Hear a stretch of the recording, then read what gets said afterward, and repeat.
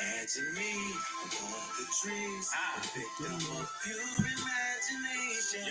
It's so sweet how I rise above the sky before your eyes. Imagine me above the trees, a victim of pure imagination. It's so sweet how I rise above the sky before your eyes. I can picture me telling my little bro that it's twisting time and searching frantic till I find my lighter just in time to pass it out so he can fire up this super sticky so we can start the process of getting super lifted. I highly doubt that we can ever meet eye to eye.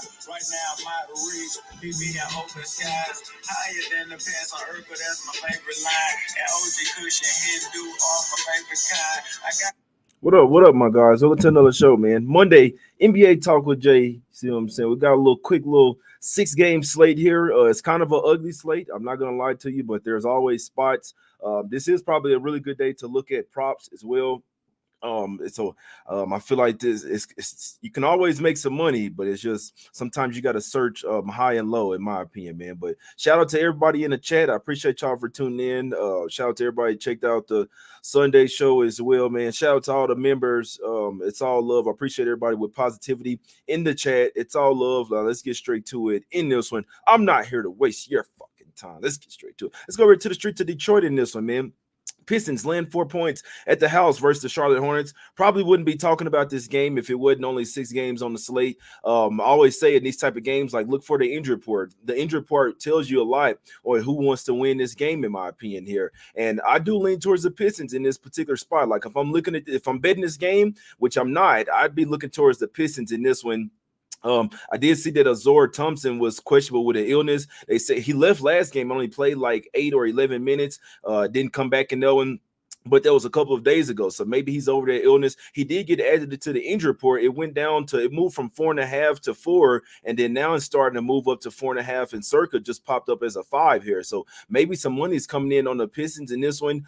Simply put, the Hornets coming off a win, and I know that they've already lost twice this year already to the Pistons. Pistons beat them 111 to 99 on October 27th. Then they beat them January 24th as well, 113 to 106 in Detroit. So they have a chance to go 3-0 versus the Hornets.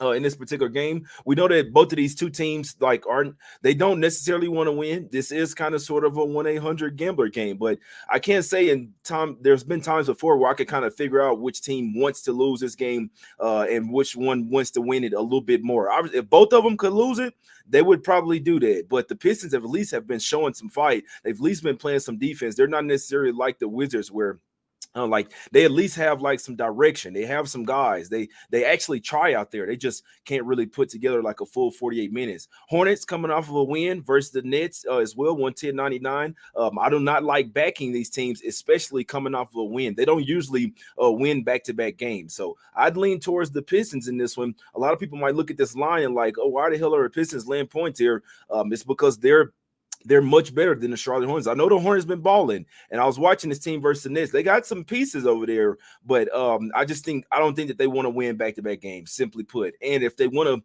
to let the Pistons get a little closer to them, then they'll tank this game, man. So it's obviously disgusting how these teams like literally just don't want to win, but that's the age that we're in the NBA, and they're just trying to get the best draft pick as possible, guys. So I'd lean towards the Pistons early and often here. You will need Azor Thompson, but it's just one you keep your eye on the injury report because you never know who might pop up on the injury report in this game here, guys. It's one of those games that where if some people start popping up on the injury report, that tells you in these tanking type of games.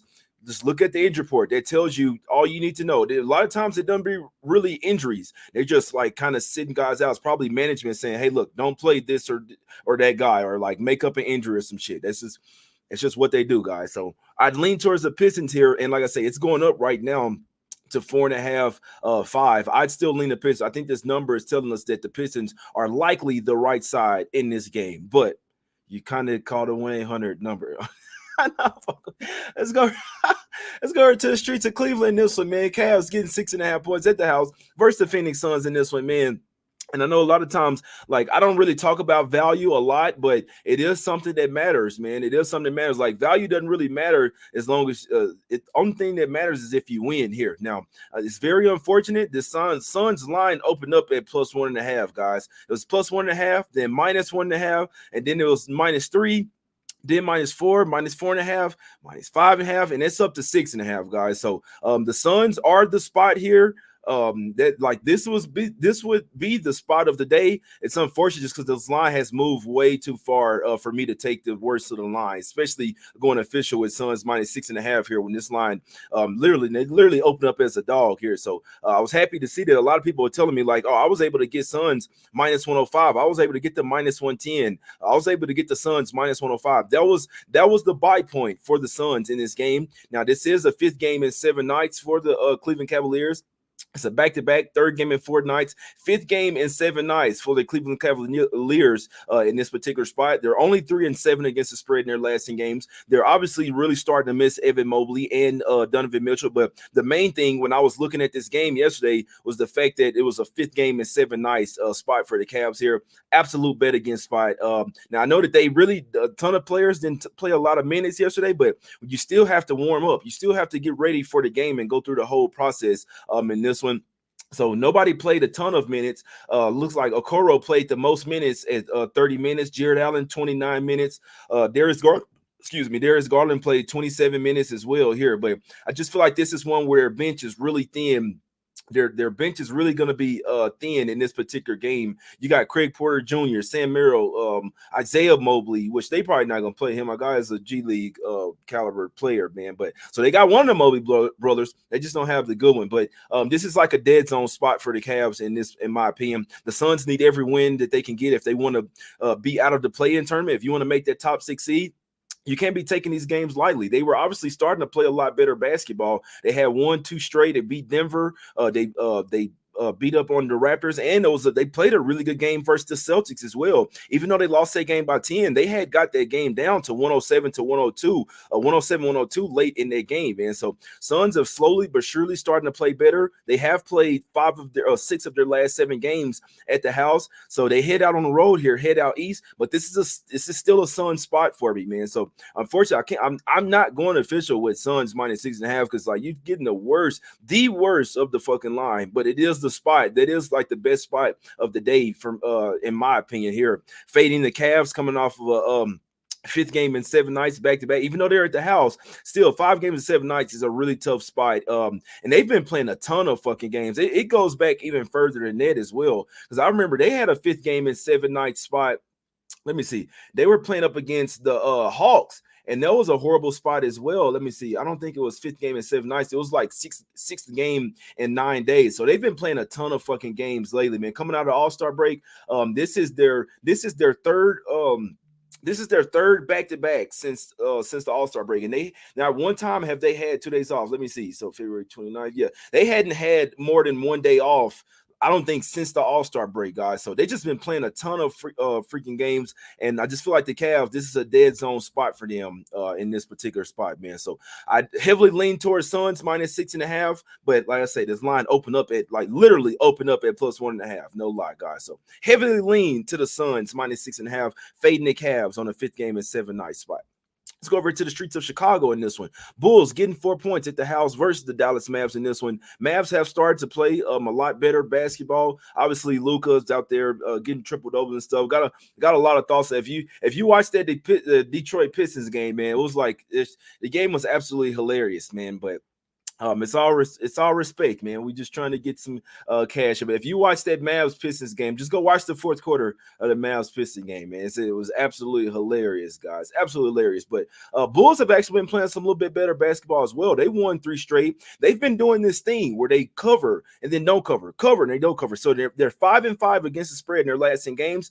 It's been against the spread: win, loss, win, loss, win, loss, win, loss, win, loss, and then They're coming off a game where they didn't cover the spread. So in theory, like following the patterns, in theory, they would say that this is the one that they cover. Now, it's not always that simple, but the Bulls, they do actually play defense. Now, Mavs are the much better offensive team, and the Bulls are, in my opinion, the much better defensive team. The Mavs do get Derek Lively back in this game. I'll tell you what I probably would look at, and that's Ayo Dosunmu. My guy has been absolutely balling, man. And those 3 wins versus the Kings, versus the Jazz, and versus the Warriors, Dosunmu was going crazy, man. He was going crazy. He was getting to about 20 points. I know my guy Brian Forseca for Action Network. He opened my eyes. His PRA is at 22.5 tonight, and I think that's really low. Obviously, so first off, this is a game with a high total, so we're expected a ton of points as well.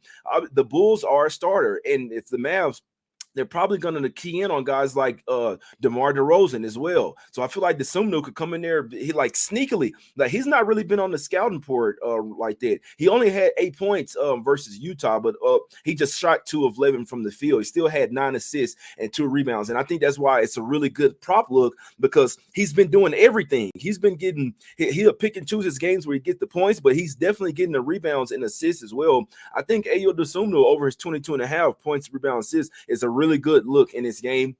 As far as betting aside, it's a really tough one, to be honest with you. The Mavs were 1-5 straight up in their last 6, and then they won 2 straight versus Miami and then Detroit as well. So, but obviously this is a much better team. You're going up against a much better team than Detroit, and they do have the Warriors on deck. The Mavs got 3 huge games on deck as well: Warriors, Thunder, and the Nuggets. So that's 3 huge games in that game.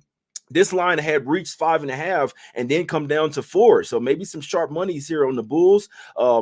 If I had to play it, I'd probably lean towards the Bulls, but I know that the Mavs just have way too much firepower for this team. So which the Bulls play really good defense, but the Mavs just they have multiple guys that can get cooking. Kyrie, Luka, Tim Hardaway Jr. might find his shot, but he might look and find his shot one of these days. You got Derrick Jones Jr., who used to play for the Bulls as well.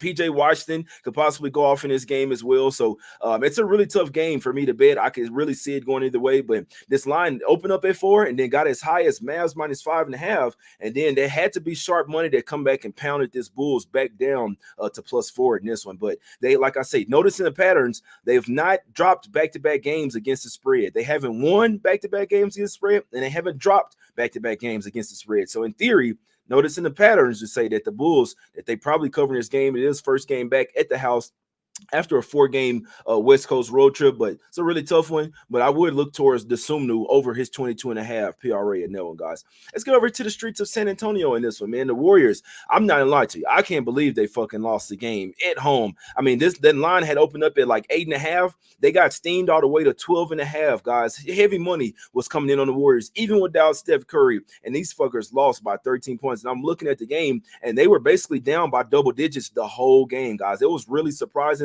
It was really eye-opening.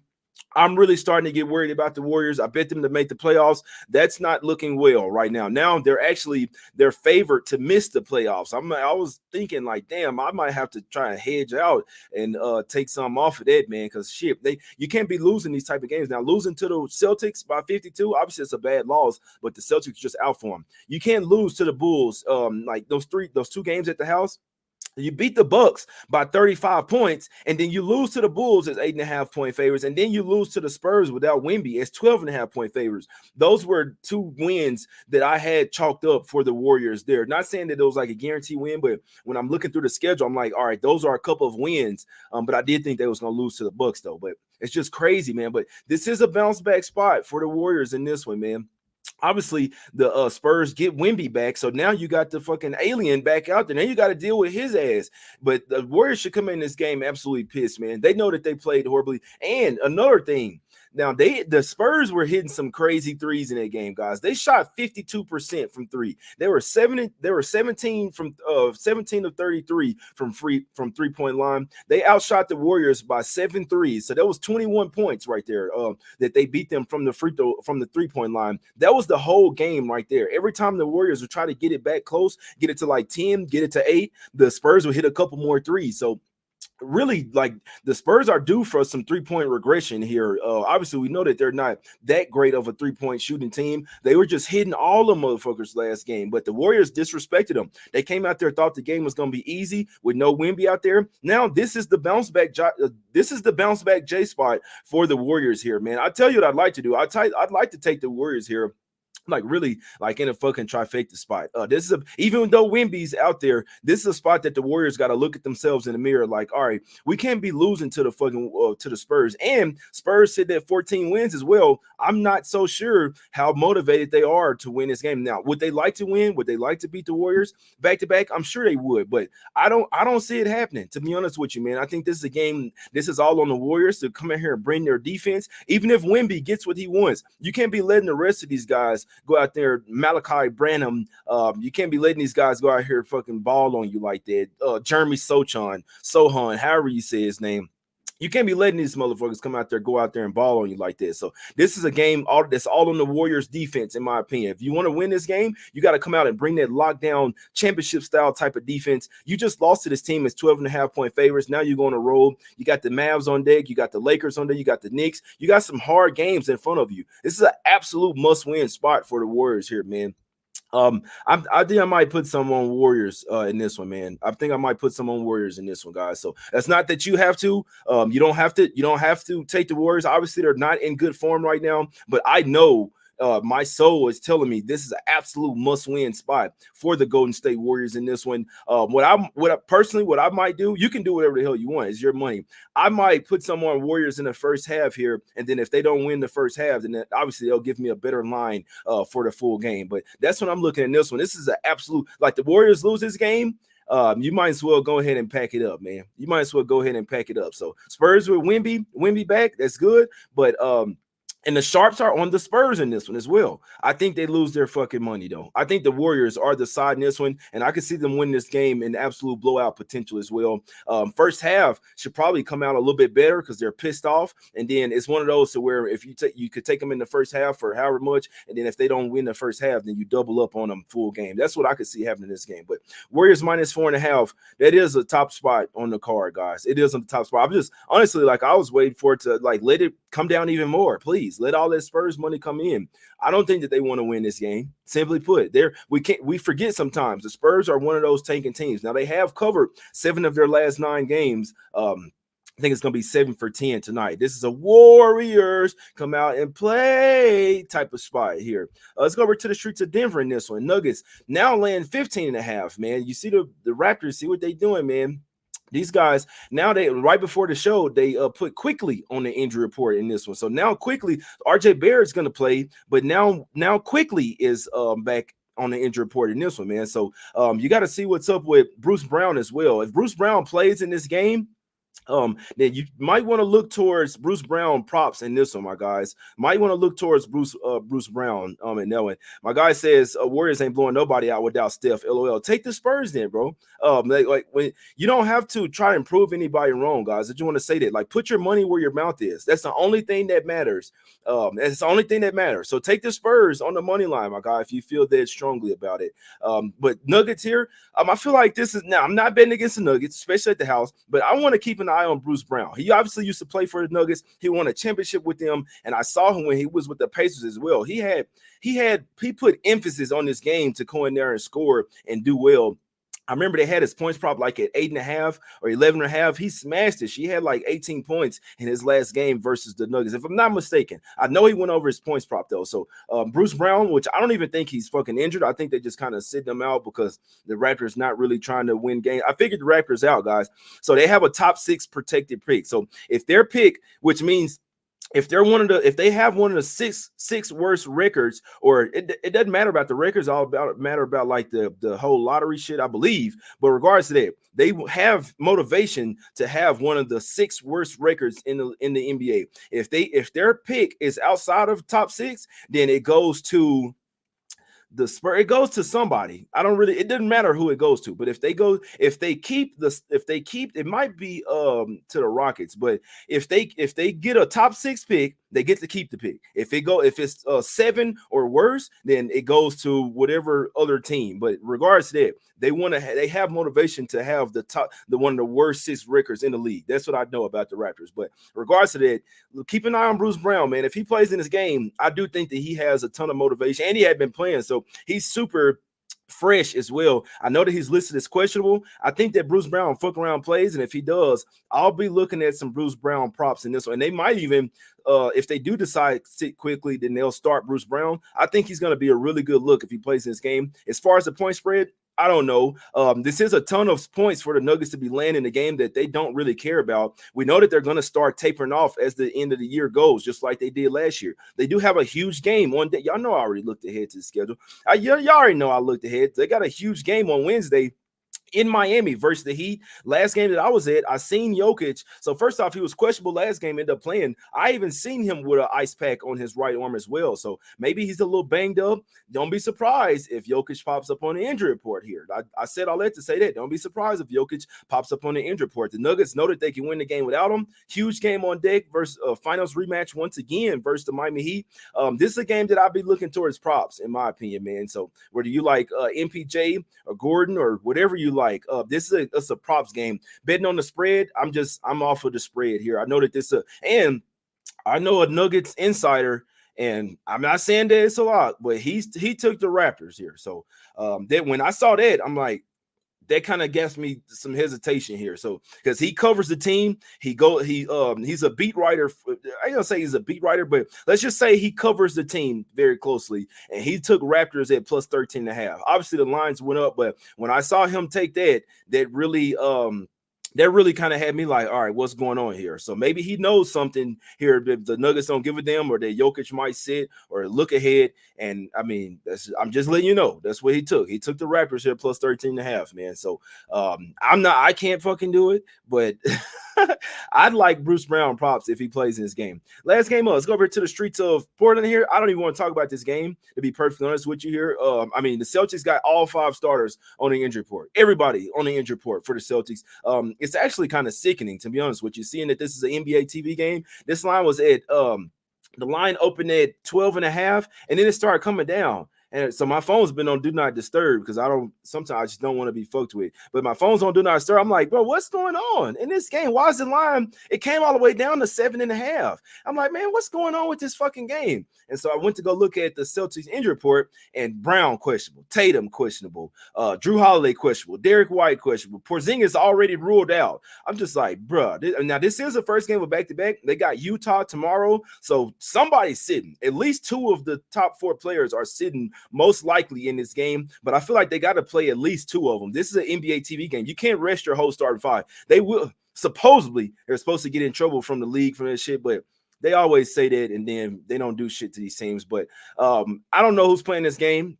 I don't know what to do in this one. The Celtics could play everybody. They could sit everybody. Obviously, they got one of the worst back-to-backs, road back-to-back in Utah the next night. So they're going to play it safe here. Everybody's not playing in this game, but I do think they got to play at least 2 people. We just don't know who it is. I mean, the props going to be all over the place. I don't know what to do.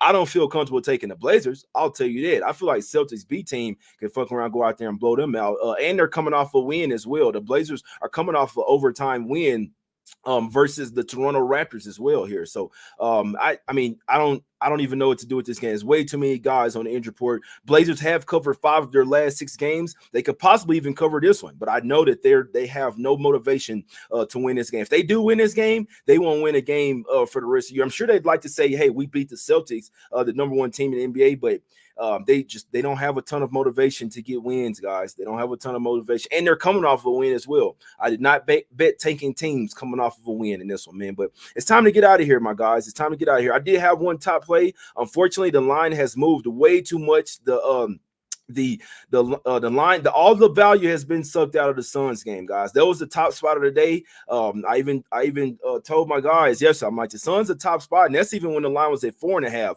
Now it's coming to 6.5. I still lean that way, guys, but like the value has been sucked all the way out. It's kind of remind you of that Bucks game. The Bucks end up covering by a half point as well, but as you can see with that point spread, the way how close it was, and I believe it was Norman Powell that shot that last 3. If he hit that 3 and this Bucks win by 4, It would have been crazy, man. So I just always want to preach to you guys. Like, I know we want to make money, but you never can force things. And there is a such thing as a line being too high, even though the situation sets up for it. You see what I'm saying? It's actually even starting to get to a point where the value might even be on the Cavs here, but back-to-back, third game in 4 nights, fifth game in 7 nights for the Cavs. It's always a spot that I bet against. That's always a spot that I bet against, and it's going to hit probably like at least 70% of the time, maybe even 75% of the time. So it's just a spot that I always go against. Suns are the top spot of the day, but at this line, especially with them opening up at +1.5 and then went to 1.5, like you could have got money line like -110 or even plus money with the Suns here. All the value has been sucked out of this game. I'd still lean their way. Suns -6.5, my guys, but unfortunately the line has gotten too high for me to go official with Suns -6.5. Very honorable mentions would be Desumnu over his 22.5 PRA, Warriors first half full game, Bruce Brown if he plays for the Raptors, and then I'd lean if Thompson plays, I'd lean towards Pistons to get the job done as well. They've tanked so long, they've tanked so hard this season to where they could actually win the game. So they could actually win these games and it not hurt them that much. But I think the Hornets, remember that stretch where they went through where they had won some games, that hurts them in these type of games. Me personally, and it pains me to say it, I do not think the Hornets would like to win today, guys. I heavily lean towards Pistons -4. If Thompson plays, I think it might be worth the play. It's a 1-800 number gambler game, but I know that the Hornets they have no intentions of winning this game. Might even see somebody else pop up on the injury report for them. I think Pistons -4 is the right side in this game, my guys. It's all love. Best of luck, whatever you guys decide to bet today. I'm already looking at tomorrow's card. I'm already looking at Wednesday's card as well. So I'll be doing a night show tonight. As always, every day this week, I'll be doing a night show. Make sure you guys hit the like button, subscribe to the channel, join the channel as a member, man, all that good stuff. It's all love. I hope everybody has a great day. Hope y'all had a great weekend. Stay safe out there. Finna go hit the gym. It's all love. I'll see you guys either tonight or I'll see you tomorrow at 1 p.m. Eastern. It's all love. We